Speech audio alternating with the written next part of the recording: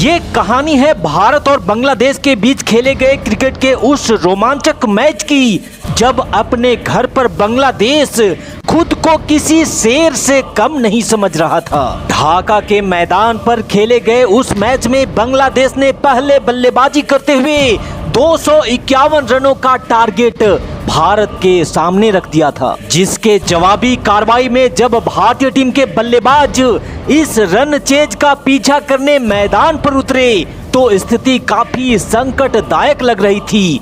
युवराज, गंभीर, सहवाग और द्रविड़ जैसे बल्लेबाज 100 रनों के अंदर ही आउट होकर पवेलियन वापस लौट चुके थे। तब समस्त बांग्लादेश को ऐसा लग रहा था कि आज तो बांग्लादेश के हाथों भारत की हार निश्चित है, लेकिन बांग्लादेश के नसीब में तो कुछ और ही लिखा था।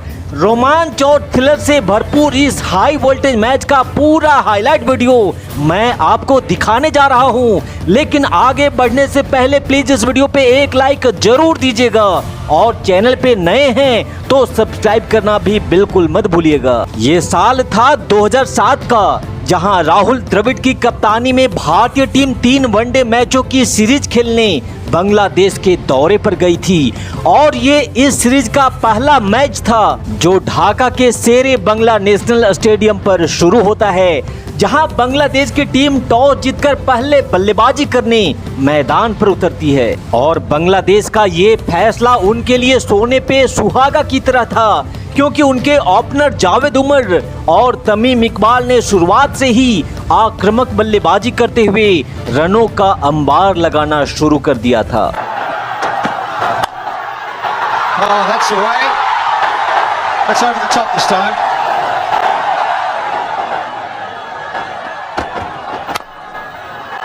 Nice work, beautifully timed. That's 4 balls through mid-off. Thank you very much. Javed Umar और तमीम इकबाल 16 ओवर तक क्रीज पर डटे रहे और इन दोनों ने बांग्लादेश को एक सधी हुई शुरुआत दिलाते हुए अपने टीम के स्कोर को 85 रनों तक भी पहुंचा दिया था। लेकिन फिर विकेट के लिए तरसती टीम इंडिया को पहली सफलता दिनेश मुंगिया ने दिलाई, जिन्होंने तमीम इकबाल को सहवाग के हाथों में कैच करवा बांग्लादेश को पहला झटका दिया। और फिर इसके अगले ओवर में ही रमेश पवार ने हबीबुल बशर को भी बिना खाता खोले ही पवेलियन वापस भेज 85 के स्कोर पर ही बांग्लादेश को दूसरा झटका भी दे दिया था। लेकिन फिर यहां से आगे जावेद उमर और साकिबुल हसन ने बांग्लादेश की बल्लेबाजी के मोर्चे को संभाला और अपने टीम के स्कोर को तेजी से आगे बढ़ाना चालू कर दिया। इन दोनों बल्लेबाजों के बीच 100 रनों की साझेदारी होती है और अब बांग्लादेश का स्कोर 185 रन 2 विकेट के नुकसान पर जा पहुंचा था। हालांकि इसके बाद जहीर खान ने 80 के स्कोर पर जावेद उमर को रन आउट जरूर किया और फिर 200 के स्कोर तक जाते जाते साकिब को भी चलता कर दिया गया। लेकिन इसके बाद बांग्लादेश के निचले क्रम के बल्लेबाजों ने अच्छी बल्लेबाजी करी और बांग्लादेश के स्कोर को निर्धारित 50 ओवर की समाप्ति के बाद 250 रनों तक पहुंचा दिया था, जिससे अब भारत को इस मैच को जीतने के लिए महज 251 रनों की ही जरूरत थी, जो भारतीय टीम के बल्लेबाजों के लिए कुछ खास मुश्किल भी नहीं लग रहा था। लेकिन क्रिकेट को ऐसे ही अनिश्चितताओं का खेल नहीं कहा जाता। 251 रनों के जवाबी कार्रवाई में गौतम गंभीर और वीरेंद्र सहवाग भारतीय पारी की शुरुआत करते हैं और जब बल्लेबाजी पे सहवाग हो तो धमाका कुछ इस अंदाज में होता है। Well, that's a shot. At least he's betrayed his intentions. He's standing outside the crease and anything pitched up has got to go. 4 रनों के साथ सहवाग खोल चुके थे अपना खाता और जब सहवाग मारने के मूड में हो तो भला उनको रोकने वाला कोई होता कहां था। सहवाग के बल्ले से निकले बैक टू बैक इस दूसरे चौके के साथ ही पहले ओवर की समाप्ति के बाद 9 रन भारतीय टीम के स्कोर बोर्ड पर आ चुके थे।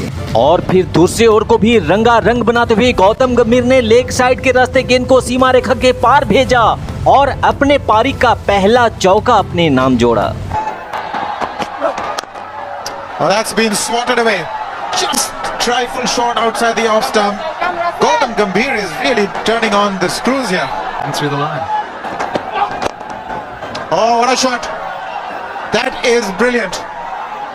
For a moment it looked a little risky because the ball was coming in onto his pad and he'd taken his front foot far too much across, but he adjusted brilliantly.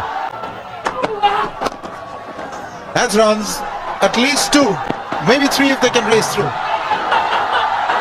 And then maybe 4.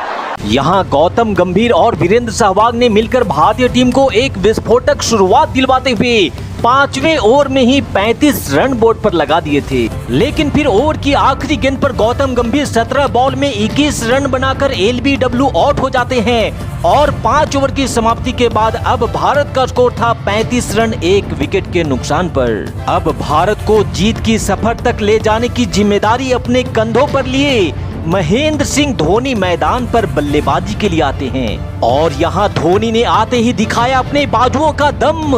ताकत के साथ लगाया गया ये नजाकत shot, मिलेंगे 4 run.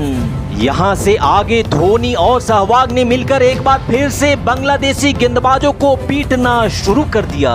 Just sheer brilliance, great skill. That's over the top. There's a sweeper out there, but it's so beautifully placed. And that's in the air again, and 4 more.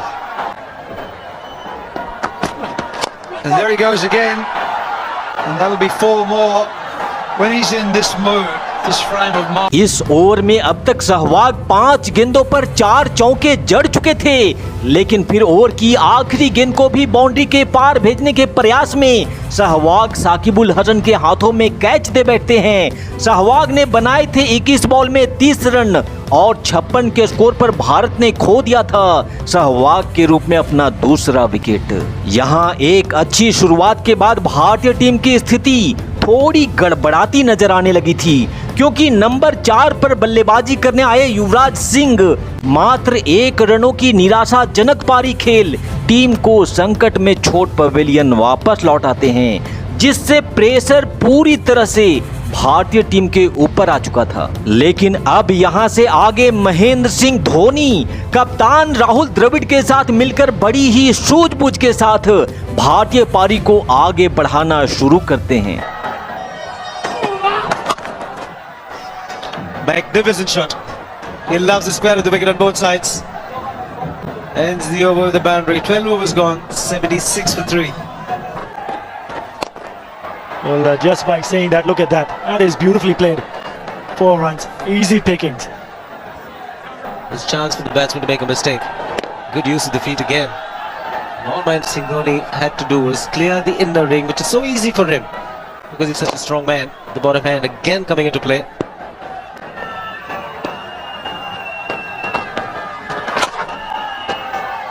That's a good hit.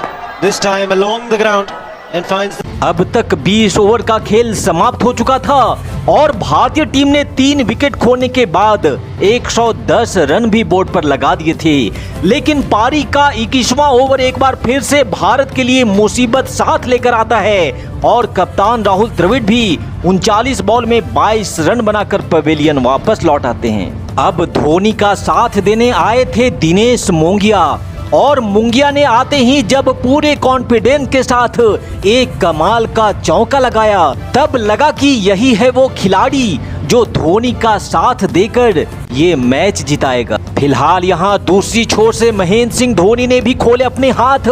Of side में ताकत के साथ खेला गया ये shot, किसी के पास कोई मौका नहीं, मिलेंगे 4 रन। इस चौके के साथ ही भारत का स्कोर जा पहुंचा था 135 रन 4 विकेट के नुकसान पर। यहाँ से आगे अगले ओवर में भी दिनेश मोंगिया ने भी कमाल का एक और चौका जरूर लगाया, लेकिन दुख की बात यह थी कि इसके बाद मोंगिया 17 रनों के निजी स्कोर पर कैच आउट हो जाते हैं और 144 के स्कोर पर अब भारतीय टीम अपना 5वां विकेट भी गंवा चुकी थी। अब बल्लेबाजी के नाम पर आखिरी विकेट के रूप में दिनेश कार्तिक मैदान पर बल्लेबाजी के लिए आते हैं। यहाँ भारत के लिए अच्छी बात यह थी कि धोनी अच्छे लय में बल्लेबाजी कर रहे थे। उनको जब भी हाथ खोलने का मौका मिला उस मौके पर उन्होंने जमकर चौका लगाया और इस काम में अब दिनेश कार्तिक ने भी कंधा से कंधा मिलाकर धोनी का साथ देना शुरू कर दिया था।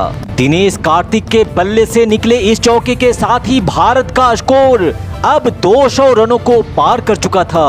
अब इस मैच को अपने हाथों से निकलता देख बांग्लादेशी गेंदबाज बौखला उठे थे और इसी बौखलाहट में उनके द्वारा धोनी के सर को टारगेट कर उन्हें घायल करने की कोशिश भी करी जाती है, लेकिन धोनी ने अगले ही पल इस साजिश का मुंहतोड़ जवाब देते हुए एक कड़ाकेदार चौका लगा 4 और रन भारत के खाते में जोड़ दिए थे। दूसरी छोर से दिनेश कार्तिक भी काफी कमाल की बल्लेबाजी कर रहे थे और डाउन द ग्राउंड चौके के साथ यहां कार्तिक ने अपना अर्धशतक भी पूरा कर लिया था। यहां धोनी और कार्तिक के बीच 100 रनों से भी ज्यादा की शानदार पार्टनरशिप लग चुकी थी।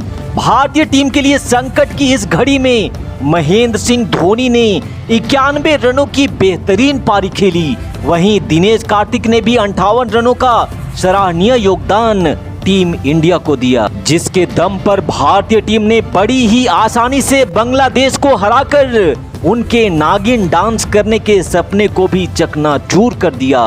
तो धोनी और कार्तिक की इस मैच जिताओ पारी के लिए इस वीडियो पे एक लाइक जरूर दीजिएगा और चैनल पे नए हैं तो सब्सक्राइब वाला बटन दबाना भी बिल्कुल मत भूलिएगा। इस वीडियो को पूरा देखने के लिए आपका बहुत बहुत धन्यवाद। जय हिंद, वंदे मातरम।